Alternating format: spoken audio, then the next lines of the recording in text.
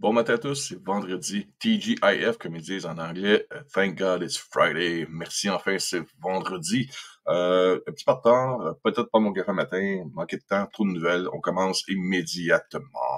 Underneath my head and shouted, "Wake up, people, wake up."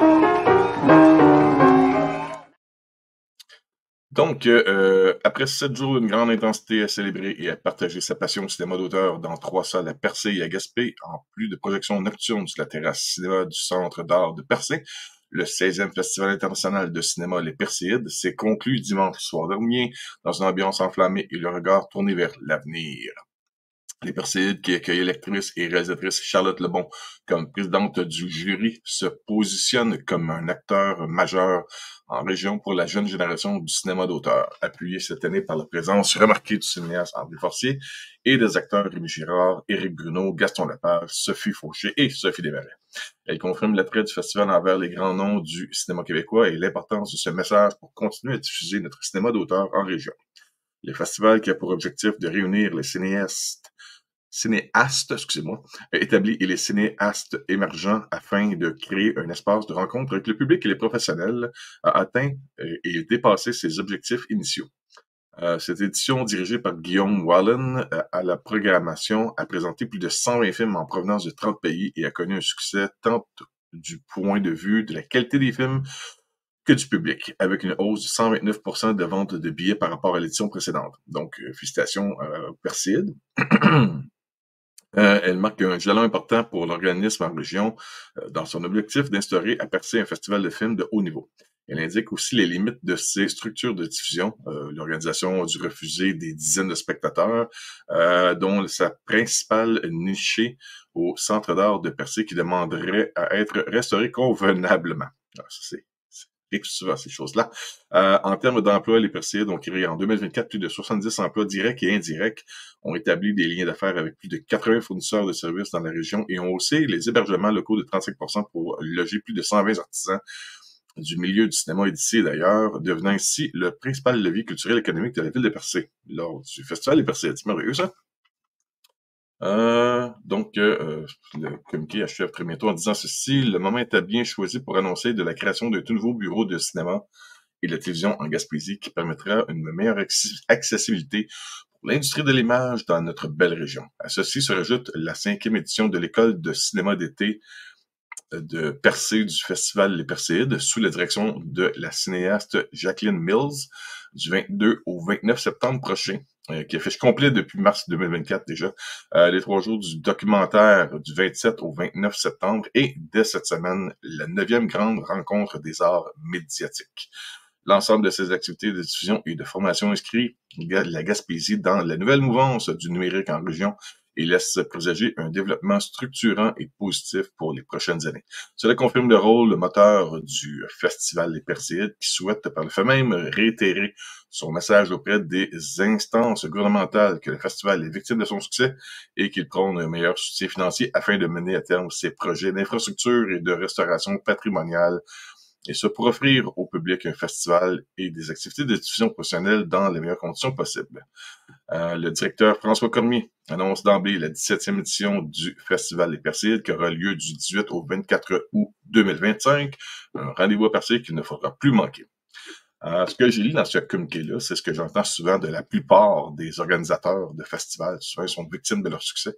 Louis, il dit « Hey, bon matin, Louis. » Bon matin. Mon le contact qui se va me préparer parce que je l'ai mon horaire de préparation pour le show, préparé pour le travailler, et comme été chambardé un petit peu. OK, deuxième nouvelle, rapido presto. C'est ici le film Berger de Sophie Desrapes en compétition officielle au Vancouver International Film Festival. Librement inspiré de D'où viens-tu, Berger? De Mathias Lefebvre. C'est une réalisation de Sophie Desrapes, le film Berger, qui devrait être au cinéma dès le 15 novembre. Ça m'a fait en vedette Félix-Antoine Duval, produit par Kim McGraw, Luc Derry et Hélène Hébert. La bande-annonce est disponible. Donc, ceci, le producteur Microscope et le distributeur Maison Catière sont fiers d'annoncer que le 6e long-métrage de la réalisatrice Sophie Desrapes Berger sera présenté en sélection officielle du prochain Vancouver International Film Festival du 26 septembre au 6 octobre prochain en compétition officielle pour le meilleur film canadien dans la section Showcase et sera éligible pour le prix Summit Award qui récompense un long-métrage exceptionnel réalisé par un ou une réalisatrice canadienne ou autochtone. Rappelons que Berger sera présenté en première mondiale le 7 septembre dans la section Special Presentations au TIFF, Toronto International Film Festival, avant sa grande première montréalaise en tant que film d'ouverture du Cinémania. On en parle sur Cinémaniacs. Le 6 novembre prochain. Déjà un beau parcours dans les festivals canadiens pour Berger avant même le début de sa carrière internationale qui débutera bientôt. Qu'est-ce que c'est dans le cours ce film? Le synopsis. Aspirant écrivain, Mathias troque sa vie montréalaise de jeune publicitaire pour celle de berger en Provence. Le chemin vers la quiétude pastorale tant désirée est toutefois jonché de dur labeur. La visite d'Élise, une fonctionnaire ayant cavalièrement quitté son boulot, personne ne s'en est rendu compte, les préjugés, donne une nouvelle direction à la quête de Mathias. Ensemble, ils s'engagent dans une transhumance. Traversés par les épreuves de la montagne avec un troupeau à leur charge, ils vont se façonner une vie nouvelle. Oh, que ça a l'air d'un film de madame, ça. Oh, tapapouette, hein? OK. Donc, les bandes annonces sont disponibles. Maison Catière, allez voir ça. Et puis, il y a mis la société de production qui est Microscope, qui est une société de production de long-métrage au Canada, qui existe depuis déjà 2002, donc plus d'une vingtaine d'années. Donc ça, c'était le deuxième sujet que j'avais. J'ai rendu la moitié de fête. OK. Autre nouvelle, je pense, c'est encore de Maison Catière. Ça a tout débarqué en même temps, là, hier soir. Bonne annonce pour le film Une langue universelle de Matthew Rankin, ou Rankin, je sais pas si c'est Rankin ou Rankin. Donc, Maison Catière et Level Film et Metafilm sont heureux de dévoiler la bande-annonce du film Une langue universelle, réalisé par Matthew Rankin, après avoir été présenté en première mondiale à la quinzaine des cinéastes à Cannes en mai dernier et récompensé du prix Chantal Akerman, tout premier prix du public de la section. Le film connaît un parcours en festival international en vue et vient de remporter le prix Bright Horizons du Festival international du film de Melbourne. Représentant le Canada dans la course à l'Oscar du meilleur film international, le film sera projeté dans les prochaines semaines en première nord-américaine dans le Centerpiece Program, réservé aux œuvres immanquables au Festival international du film de Toronto en septembre, puis ouvrira le Festival du Nouveau Cinéma le 9 octobre prochain à Montréal. Donc, la bande-annonce est disponible encore là pour, si vous allez sur Maison Catière ou Metafilm ou Level Film. Qu'est-ce que c'est? Je sais pas tout là, mon Dieu, le communiqué est tellement long. Une langue, quelque part entre Téhéran et Winnipeg. Ah oui, on en a parlé de ça. Néguin et Nazgul trouvent un billet de banque gelé dans la glace et cherchent une façon de l'extraire. Massoud guide un groupe de touristes confus à travers les monuments et sites historiques de plus en plus absurdes de Winnipeg. Mathieu abandonne son travail au gouvernement du Québec et entreprend un voyage mystérieux. Il y a bien du monde qui travaille au gouvernement, hein? C'est les faits que je parle le matin, c'est du monde qui travaille au gouvernement qui quitte leur emploi. Pourtant, les nouvelles, c'est on a des bonus quand on reste à la job. Ce que moi, j'ai pas, parce que et entreprend un voyage mystérieux pour rendre visite à sa mère. Leur identité personnelle, l'espace-temps et la biographie de ces trois histoires se fondent, s'enchevêtrent et se répondent dans cette comédie surréaliste et désorientation. Donc, une langue universelle, ça c'est intéressant comme sujet. Donc, avant d'annoncer disponible, allez voir ça. On vous invite à regarder ça. Et dernier sujet que j'ai reçu, puis après ça, on va aller travailler. Mon patron va certainement pas vouloir que j'arrive en retard. Il nous resterait que quelques minutes seulement. En track film, on a de bons contacts avec les gens en track film. On dit bonjour si jamais ils voient ce que l'on fait pour eux. Mylian Kicks, avec Juliette Garipi, Barbie Ferreira, Devin Bostick et Stanley Simmons. En tournage à Montréal jusqu'à la fin septembre, donc pendant le prochain mois. Mylian Kicks, ça c'est le titre du film. Le prochain film de la réalisatrice Chandler Levac, qui a fait le film I Like Movies, est présentement en tournage à Montréal. Produit par Pat Kelly de Banner House, qui sont responsables de Three Night Stand, et Matthew Miller de Zapruder Films, qui a fait Blackberry. On connaît Blackberry, ça je me rappelle, ça a été quand même assez populaire, en association avec Rhombus Media. Marlon Kicks met en vedette les acteurs que je vous ai nommés tantôt. Donc, l'histoire, c'est ceci. Julie Groslot agit comme superviseur de la production et productrice déléguée. Les ventes internationales sont assurées par XYZ dans le cadre de leur initiative New Visions, qui met en lumière les nouvelles voix les plus audacieuses aux côtés de talents établis. Le film sera distribué par Amtrak au Québec. Grace Pine, une critique musicale torontoise de 24 ans, déménage de Montréal à l'été 2011 dans le but d'écrire un livre, d'écrire un livre sur Jagged Little Pill d'Alanis Morissette.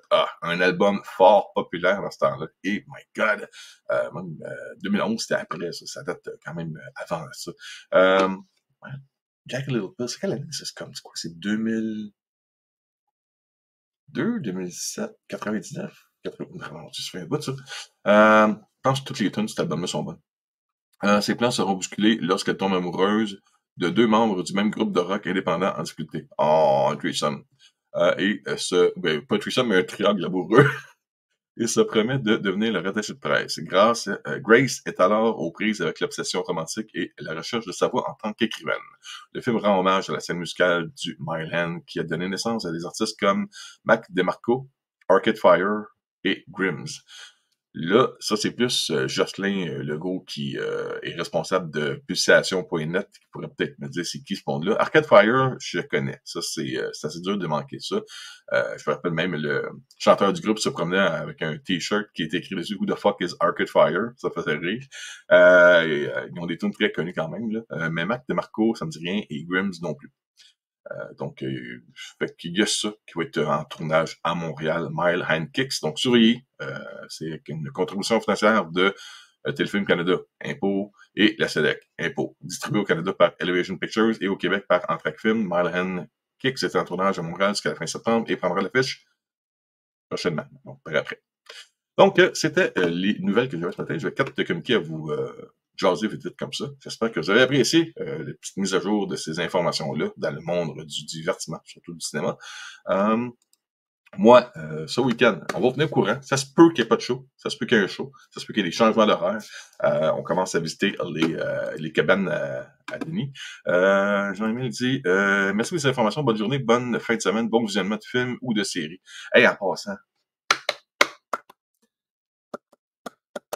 Terminator Zero, c'est sorti sur Netflix hier soir. C'est un peu pour ça que je suis trop tard. J'ai écouté le premier épisode de, je pense que c'est 6 ou 8 épisodes animés de Terminator Zero. C'est bon. J'adore ça. J'adore l'univers de Terminator. Malgré le fait qu'il y a un film qui apparemment est sorti que j'ai jamais vu et que je ne voudrais jamais voir. Dark Fate, ça. Oh my God. Quand j'ai vu ce qui se passait là-dedans, je suis en train de parler, je dis non, fucking oui, je regarde ça. C'est irrespectueux de ce qui a été fait au début. Mais là, je donne une chance, c'est du dessin animé style très très gore adulte. Ça me rappelle, l'animation me rappelle un peu mélange d'Akira puis de Spawn qui avait été présenté sur HBO. Ça vous donne un peu une idée, là. Ça, c'est maintenant disponible toute la saison 1 de Terminator Zero. Faut que je finisse avec un petit genre de blockbuster pour le show. OK, bon. Steve dit, hey, bonjour Steve. Bonne journée à tous. Steve vous souhaite à tout le monde bonne journée.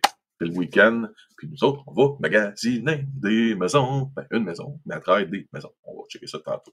Alright, ça là-dessus. Mon Dieu, ça va être long la journée. Ça va être long. Bye bye. Underneath my head and shouted, wake up, Cecil, wake up.